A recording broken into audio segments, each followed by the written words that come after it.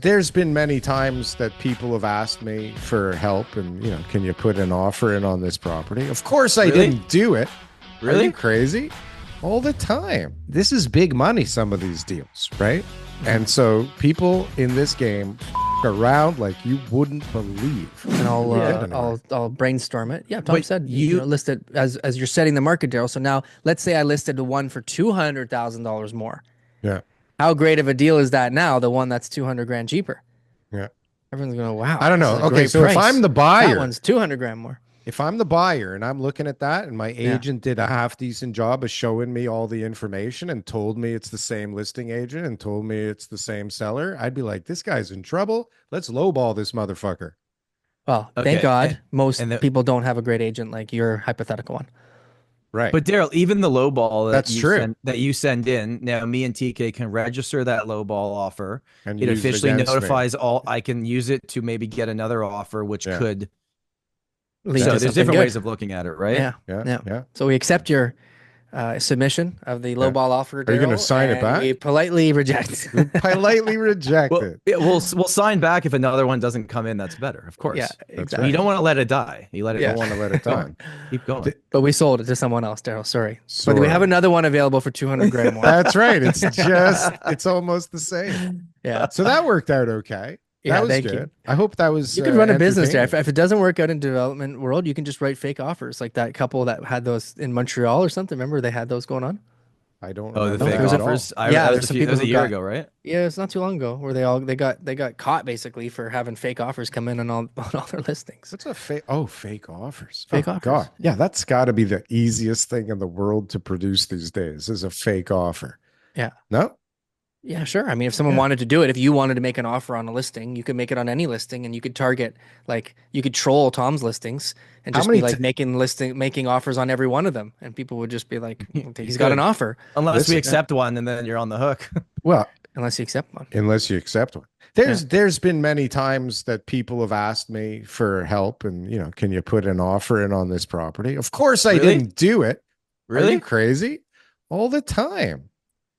You listen, this is big money, some of these deals, right? And so people in this game fuck around like you wouldn't believe. Okay? Well, did you hear about the Wynn Casino? Who was that told that story on the show? No, it was the Wynn Casino, and the guy. So people who are listening to this will know the story, but basically, he paid the guy at the Wynn $25,000 to pretend he was interested, to basically tell everybody. So he went to him and he's like, I don't want to buy it. And he says, okay, well, I want to sell it to that guy. And I guess they're competitors. So he says, I'll give you 25 grand. And all I want you to do is tell everybody that you're interested in buying it. Imagine how often it happens, though. Yeah. Seriously. Like if somebody approached me to do it, okay, how many people in certain pockets of this city are doing this all the time, right? I'm not going to name the pocket, Tom, but like I think there's some pockets Brampton? That might. Is this a Brampton story? You're such a racist, TK. What's wrong with you? You're a liberal and a racist. Now. What's going on the show? Libtard and racist tard. You're saying the realtor, the listing agent, has told you to do this, or the seller has told you to do this? No, like a friend that is a seller has said, like, bring in an offer so that you can bring up this other guy's offer and help me out. And I would never, ever do such a thing. But the proposition has been made.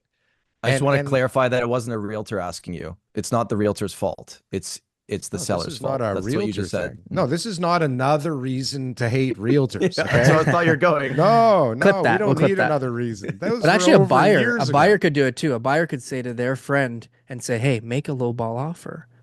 So then that way, when I make my offer, that's also a low ball offer, but better than your low ball offer. The seller's actually going to think it's not so bad, right? Imagine the balls of steel you got then when they call you and they say, we got multiple offers, submit your best and final. And you're like, I'm going 10 grand lower. Right. Fuck you. Yeah. Listen, you can make an offer from a numbered corp and another one from another numbered corp. Like half the agents, especially now, they're just happy to get something in the email, right? That isn't like a bill, right? Right. It's like, oh, there's an offer. Let's like Push it through somehow. Who cares how shit it is? No? Hey, speaking of offers, yeah. You know what I didn't think is a statement I'd be making at this moment in time is I've done a real estate transaction, or my team's done a real estate transaction with a Frankfort. Yeah. And not a Butler. Did you know that? Not a Butler. Not a Butler. And it's not this failure. Frankfort, right? Failure. Yeah, it's not Darryl. It's a family member. Yeah, I know. Bailey's she's amazing. Crushing. Bailey just got her first lease listing leased. Yeah. Oh, congrats. There you go. That. Everybody, I was telling some people in the industry, my daughter's crushing it. She's had some people, she's helped people get into leases, and they would all say, yeah, that's easy. Getting a lease is easy. Try listing a lease right now.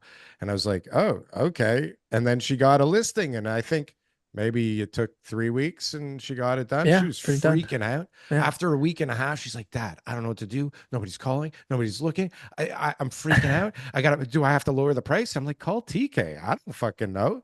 She's like, no, I don't want to call TK. I don't want to bother him with this.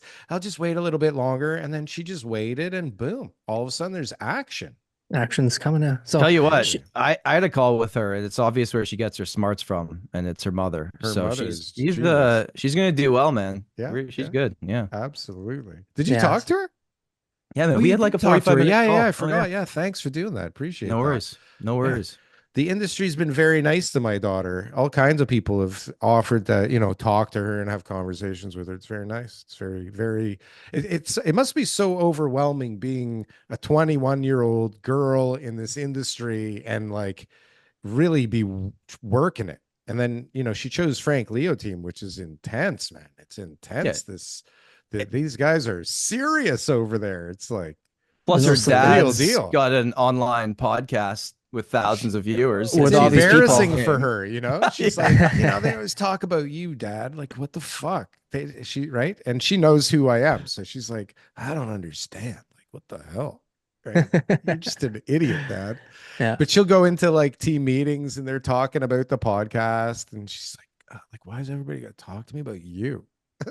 Yeah, well, she gets it all day long, right? All the time. The brother's editing, the dad's recording, he's doing other stuff.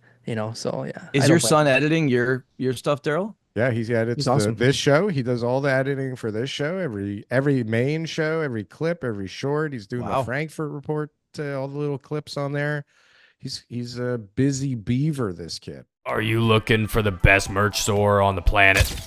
Well, we got the shit for you. Coming in at low prices where we barely make any money off of whatsoever. You can get the greatest real estate merchandise on this platform. Just look at this very flamboyant man putting on this great stuff. He looks great, he's dancing great, and boy does he look sexy in that merchandise. I tell you, buy this for anybody, you buy this for yourself. You will be not only repping the greatest Canadian real estate podcast in this world, but you will also be looking hella good doing it.